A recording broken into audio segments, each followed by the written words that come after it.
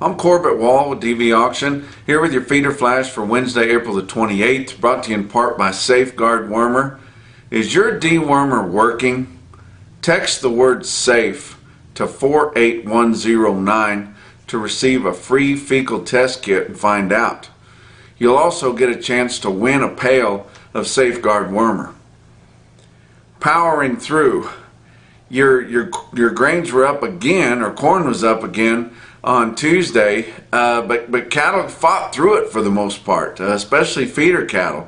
Live cattle did early, kind of fell off later in the day, but it's just getting to the point where yes, we've got to have corn, we've got to have grains to make finished cattle, but cattle are a commodity too, and everything's getting higher, and we beat this thing up pretty darn bad already.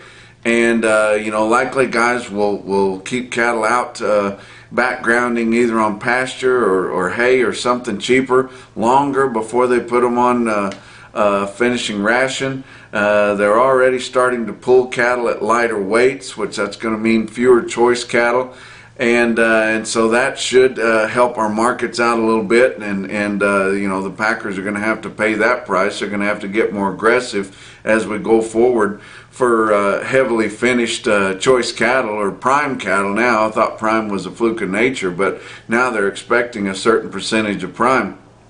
But we realize we've got to have corn to make cattle, but cattle still have a price there, and it should be going up like everything else is, because we're in such an inflation model right here. But it was just encouraging to see feeder cattle gain some ground, and maybe it was only the nearby, but it gained some ground right in the face of higher corn. Now you get on the out fronts and they were down some, but still we've just got to get over this, and I realize that corn and cattle are kind of on a pulley. When one goes up, the other goes down, especially when your grains start to get high right now. But there's got to be a level where we can maintain some level of price value, even though your input costs are higher.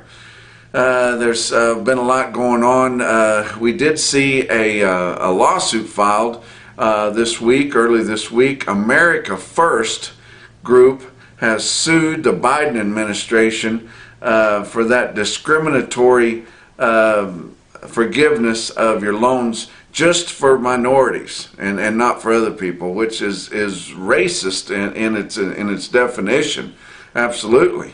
It's not that we don't want minorities to get some credit and get some free stuff and all this cheese check money giveaway deal, but you can't just choose certain skin colors and races to do that. I tell you what, it's just absolutely racist in its definition.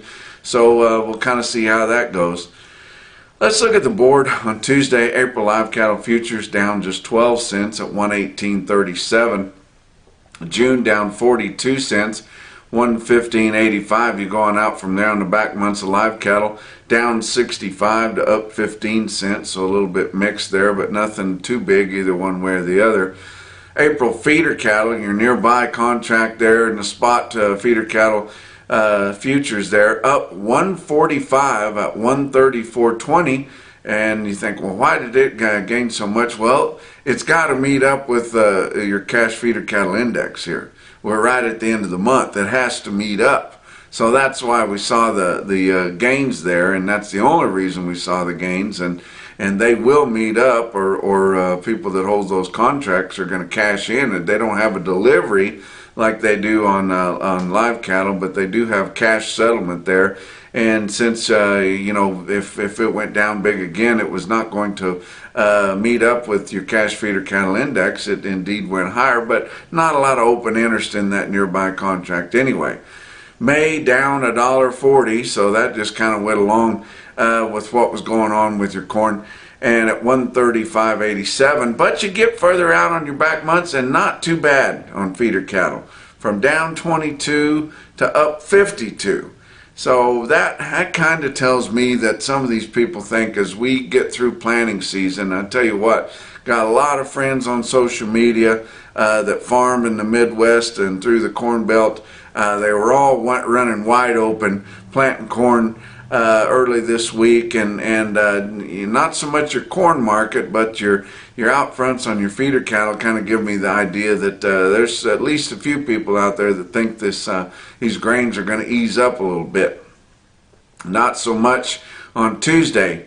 Corn for May up 15 cents at 6.95 and a half. The high during the trading period was 7.20 and a half because we had expanded limits because we were limit up on Monday. But 7.20 and a half they were trading at one point, but they did back off of that. They didn't stay up there, and they came back to 6.95 and a half. Be interesting to see what they do the rest of the week. Your other grain traded futures months were slightly lower, so it wouldn't surprise me to see them back off a little bit unless we see more bullish to the grain market news come out this week. Your beans were down pretty good. May contract was down 19 and a quarter at 15.49 and 3/4. The rest were all down big too. So, you know, as these farmers are getting out there, and I mean boring hard, getting this stuff planted, and I've told you guys before on a previous visit, it doesn't matter really how big your farm is. Most farmers can get their planting done in 10 days to 2 weeks. So, you know, there's guys that are a lot bigger and guys that are smaller, but they kind of buy the equipment that allows them to get that done, and that just kind of seems what it takes about everybody. It doesn't matter how big you are, and if you got tens of thousands of acres, you got a lot of equipment. But with 10 days to 2 weeks, and I know it's dry, and then they're worried about that, but we can use some weather, kind of consistently clear weather here for the next 2 weeks to get this corn in. How about your fat cattle trade? Basically nothing. Early this week, you know, on a direct basis, Iowa about 400 head on Tuesday at 119. A little bit of 190 dressed. The 119 was actually a pinch higher than what they had sold some on Monday when the fat cattle board was down really heavy early in the morning. Nebraska traded about 250 head at 119, but no sales in Kansas, Texas, or Colorado at all. Box beef cutout values continue to soar, and your fat cattle should easily be bringing 180 plus live basis right now, and we can't even get 120 this week. Choice cuts 290.99 up 579 on 1 day's trade right there. And it's a ridiculously higher price. It's even more ridiculous whenever you take into the fact that they refuse to give any of that up to your people that raise the cattle and feed the cattle that they need to process to make their beef. Select cuts 279.53 up 518. Wow. Your slaughter running along at a pretty good clip, even though we've talked there's going to be some slowdowns and maybe some shutdowns this week in a few plants. We had some of that last week. Still had kind of a record in comparison to a lot of times for last week. But so far this week, just through 2 days, 238,000. That's 2,000 less than last week, 86,000 more than the same week a year ago. What else is going on? Wanted to mention nationalbeefwire.com, which that's our main website where you can get all that news. They got all the channels. You can find out just about anything you need to know about the beef business as far as real-time market information, products that you might want to use to treat your cattle or vaccinate your cattle, and a lot of information on National Beef Wire, including this report every day. We have an electronic newsletter that goes out, people subscribe to whenever they get on there and watch this report and look at the other information that's on there. And wanted to just make note that early this week on Tuesday, we actually surpassed 100,000 emails sent out, and those are people that subscribe to it. Those aren't scraped for stolen from anybody. Those are people that subscribe to them. 100,000 of them went out on Tuesday, so we're getting some pretty good coverage, and thank all you people for watching this report. You can't watch it every day, I realize that, don't expect anybody to, but I put it out every day so you can count on it being there, and it's the freshest commercial cattle market information that you can find anywhere, I'll guarantee that. What else is going on this week? I'm going to be flying up to South Dakota on Wednesday and really looking forward to this. Going to kind of make a little trip out of it here. But been asked to serve as a judge for the Greater Midwest Livestock Auctioneer Championship. Going to be held this year at Belle Fourche Livestock Market there in Belle Fourche, South Dakota. Baxter's going to have a good run on hand to give everybody a fair shot. I'm going to have plenty of cattle, a lot of reputation cattle that I saw on the consignment list. So you guys pay attention to that. That's going to be happening on Thursday all day. And you can go on and listen. I think they're broadcasted with LMA Auctions. You can go on there and listen to the contestants that are vying for the Greater Midwest Livestock Auctioneer Championship. And I'm honored to be asked to be a judge there. A lot of times it's just kind of reserved for auction owners.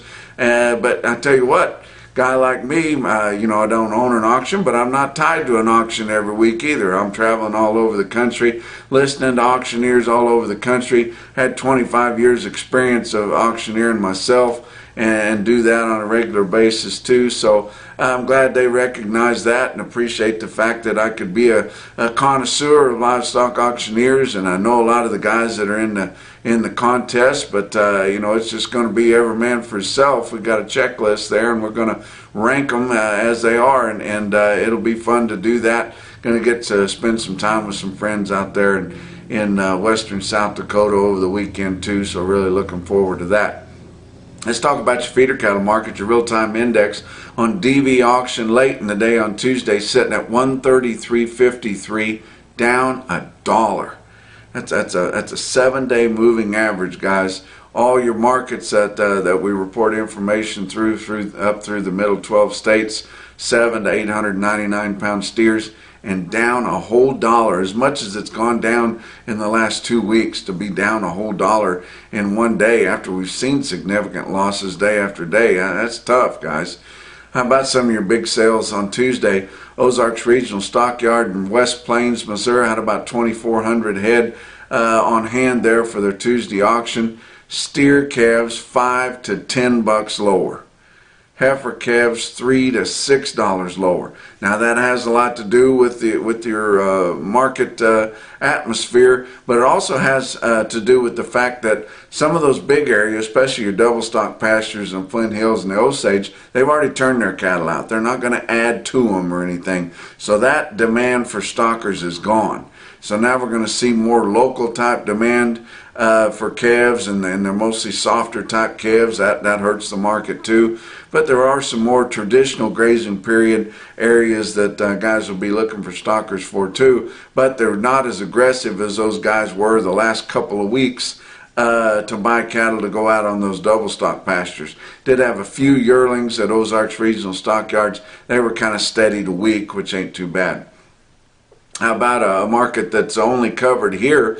Beaver County Stockyards in Beaver, Oklahoma, about 1,500 head of feeder cattle there. They had an awful good sale, and they feature loads of cattle in there, guys, which is really a big deal. But as far as the automated market report looked, it looked like yearling steers were selling from steady to $4 lower, and that's where your market was the best tested on big, heavy 8 and 9 weight yearling feeder steers.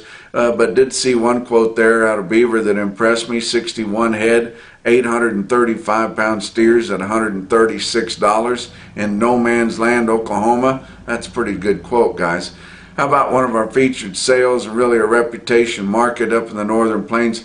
Kimball Livestock Exchange, Kimball, South Dakota, 2,600 head there. You look at this automated market report, comes out of Cattle Market Central there. You can see they had a really good sale, but the prices are just lower, guys, and that's just the way it is all around. But look at some of the best tested weights. On steers, 415 head of the 6-weight steers average 670 at 150.01. You think that's pretty impressive? 150.01 on heavy 6-weight steers there on the average. That was almost $13 lower than last week, guys. That's a ton lower, but you know, still a pretty impressive quote in that group.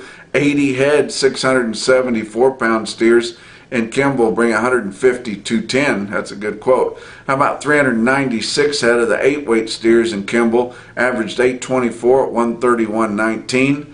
That's a good quote. That would be an individual quote in a lot of sales, a lot of regions, but that was down almost $6 from last week's sale on the weighted average. That's tough. How about some of the heifers? 424 head of the 7-weight heifers averaged 751 at 126.03, and that was down about $4 from last week's sale. So it's just tough everywhere. I don't care how good your sale is, the market's just tough around, guys. How about some more individual quotes? How about Turlock Livestock Auction Yard, Turlock, California? I've told you how dry it is out there, guys. I mean, they're drought status right now. But Max Oliveira's got a really good sale there. He merchandises those cattle, and then they bring the good loads in there, and had a stick out sale on some stalker type steers. 67 head, weighed 679 at $154, and that's as good as I saw anywhere in the United States. But the top quote that I saw on Tuesday in your Zactran top quote for the day come out of Alma Livestock Auction in Alma, Nebraska. 103 head, 791 pound steers. That's scaring 800 pounds at $139.50. That's your feeder flash for Wednesday.